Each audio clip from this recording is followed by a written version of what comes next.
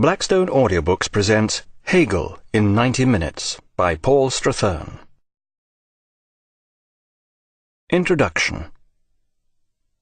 In 1770, the year of Hegel's birth, Kant delivered his inaugural dissertation at the University of Königsberg. In the same year, the poets Hölderlin and Wordsworth were born. The seeds of ecstatic lyricism and profoundly sober systemization were sown. The extremes of subjectivity and objectivity. Europe stood on the brink of its greatest transformation since the Renaissance. The French Revolution was the political manifestation of this change. The Romantic movement was its cultural expression. Meanwhile, the Industrial Revolution was to change the face of the entire continent, and within years of Hegel's death, Marx was preparing a further transformation which was to change the face of the 20th century. Hegel was to be profoundly involved in both these transformations. In a U-turn such as could only have been encompassed by his celebrated dialectical method, the student Hegel welcomed the French Revolution, and the aged Hegel sang the praises of the arch-conservative Prussian state. In the hands of Hegel, the dialectical method produced the most elephantine philosophical system known to man, a monolith in praise of the monolithic state. Yet in the hands of his avid follower Marx, Hegel's method was to produce the greatest revolution since the French Revolution, which in its turn produced the most elephantine political system known to man, which in many aspects bore an uncanny resemblance to the Prussian state. This was much how Hegel's dialectical system was meant to work, though he probably wouldn't have seen it this way. Hegel's life and works. The height of audacity in serving up pure nonsense, in stringing together senseless and extravagant mazes of words such as had previously only been known in madhouses, was finally reached in Hegel, and became the instrument of the most bare-faced general mystification that has ever taken place, with a result which will appear fabulous to posterity and will remain as a monument to German stupidity. So wrote Schopenhauer, who was Hegel's colleague at the University of Berlin. This remark is not intended to prejudice, but merely to warn. With Hegel, philosophy becomes a matter of extreme seriousness, so we'd best get any jokes out of the way right at the start. As an earnest English hellfire preacher of the period commented while delivering a sermon to an amused, fashionable audience in Bath, "There's no hope for them that laughs." With Hegel, philosophy became very difficult indeed, requiring the utmost concentration. So it looks as if Schopenhauer, despite his razor-sharp intellect, just wasn't trying hard enough. On the other hand, even Hegel conceded that only one man understands me, and even he does not. Some critics consider that here Hegel was exaggerating. Did this man ever really exist? Georg Wilhelm Friedrich Hegel was born on August the 27th in Stuttgart. His family had for generations been civil servants, and his father worked in the Württemberg tax office. Hegel's upbringing gave him a heavy Swabian accent, which he retained to the end of his days, as well as the belief that self-effacement is one of the cardinal virtues of true culture. He was a sickly child, and was to suffer from several bouts of serious illness before he reached manhood.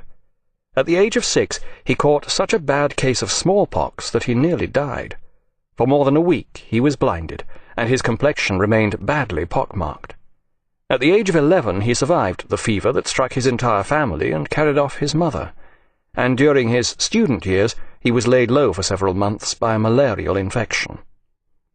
As Hegel grew up, he read omnivorously, through literature, newspapers, and treatises on almost any subject he could find. Yet even at an early age he already believed in a strictly systematic approach, meticulously copying out in his journal excerpts from all he read. This thorough training in pedantry, his excerpt mill as he called it, contained quotations on everything, from physiognomy to philosophy, from Hyperboreans to hypochondria. Personal matters were included in this journal only when they illuminated an abstract principle. And on days when he found nothing serious enough to record, Hegel took this seriously enough to record why such a lamentable state of affairs had occurred. Avid scholarly readers of this junk shop of the mind may come across, side by side, a report of a local fire and a criticism of a concert he has attended, followed by a description and analysis of the cold weather, a brief treatise on the homily "Love of Money is the Root of All Evil," and a list of the merits he has discerned in the Latin dictionary he has just received as a present. One scholarly reader notes, "He composes a Latin oration. He argues against dictating a theme in German for transcription into Latin. He puts down his school timetable in the margin. He says that he and his friends watched pretty girls. He makes notes on Virgil and Demosthenes. He is curious about a musical clock and a star atlas, and on Sunday he works on trigonometry." It is difficult to overemphasize the importance of this excerpt mill as an illustration both of exceptional learning and of premature desiccation. In later life, Hegel's mammoth tomes were to contain references to an almost superhuman breadth of learning. The fact that these references often contained minor errors only confirms the encyclopedic volume of Hegel's mind. They were invariably quoted from memory. Hegel was averse to interrupting his train of thought by looking up sources or checking quotations. Hegel's father was "a man of orderly habits and the conservative instincts natural to his place," according to Hegel's early biographer, Caird. This archetypical employee of the provincial tax office appears to have been a somewhat distant father. Hegel's closest human contact during this period was his sister Christiane, who was 3 years his junior. The motherless pair developed a strong affection for each other. The abstract principle that Hegel elicited from this rare personal emotion was that a sister's love for her brother is the highest form of love. In his later philosophy, he was to illustrate this by citing Sophocles' Antigone, in which the dutiful Antigone is willing to face death in order to bury her brother's corpse, and then commits suicide, an act that results in further suicides and desolation. As we shall see, the charged atmosphere of this Greek tragedy mirrored the underlying psychological truth of the relationship between Hegel and his sister. The impressionable Christiane was overwhelmed by her all-knowing brother, and her love for him developed into an unnaturally strong bond which was to have tragic consequences. At the age of 18, Hegel enrolled in the theological seminary at Tübingen University. Although he exhibited all the characteristics of a first-class civil servant, his parents wanted him to enter the church. Hegel's interests already extended far beyond theology, but it wasn't until he entered the university that he first became seriously interested in philosophy. It was this interest that brought him into contact with 2 exceptional contemporaries at Tübingen. One was Hölderlin, an ardent Hellenophile, who was to become one of the outstanding lyric poets in the German language. The other was Schelling, whose intensely romantic philosophy of nature was a forerunner of the 19th century reaction against the shallow constrictions of rationalism. In such heady company, Hegel soon became a romantic revolutionary. When the French Revolution exploded, he and Schelling rose at dawn to plant a tree of liberty in the marketplace. Hegel became deeply interested in ancient Greek culture and the new philosophy of Kant. The publication of Kant's Critique of Pure Reason just 7 years earlier, in 1781, was hailed by Hegel as the greatest event in the entire history of German philosophy. To appreciate why Kant was so important, it is necessary to outline the previous history of philosophy. In the mid-18th century, the Scottish philosopher Hume had reduced philosophic certainty to its lowest ebb. Experience, he declared, was our only source of true knowledge. Hume's empirical philosophy had demonstrated the impossibility of creating any further philosophical systems. To build any system, one needed such elements as causality, that is, cause and effect, but Hume had shown that this was a mere supposition. No one had ever experienced a cause and its ensuing effect. All they had actually experienced was one thing following another. It looked as if this was the end of philosophy. Kant, however, managed to circumvent this catastrophe.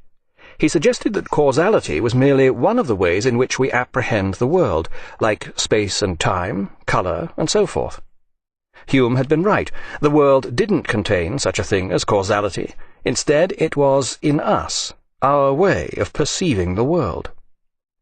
Building on this foundation, Kant managed to construct by means of reason an all-embracing philosophical system that explained everything.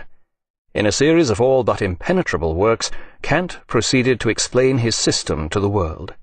The great era of German metaphysics was launched in all its high-mindedness and prolixity. Hegel was enraptured. Here was a mind as encyclopedic and prosaic as his own. Königsberg. In the same year, the poets Hölderlin and Wordsworth were born. The seeds of ecstatic lyricism and profoundly sober systemization were sown, the extremes of subjectivity and objectivity. Europe stood on the brink of its greatest transformation since the Renaissance arch-conservative Prussian state. In the hands of Hegel, the dialectical method produced the most elephantine philosophical system known to man, a monolith in praise of the monolithic state. Yet in the hands of his avid follower Marx, Hegel's method was to produce the greatest. The French Revolution was the political manifestation of this change. The Romantic movement was its cultural expression. Meanwhile, the Industrial Revolution was to change the face of the entire continent, and within years of Hegel's death, Marx was preparing a further transformation which was to change. Blackstone Audiobooks presents Hegel in 90 Minutes by Paul Strathern. Introduction. In 1770, the year of Hegel's birth, Kant delivered his inaugural dissertation at the University of the face of the 20th century. Hegel was to be profoundly involved in both these transformations. In a U-turn such as could only have been encompassed by his celebrated dialectical method, the student Hegel welcomed the French Revolution, and the aged Hegel sang the praises of the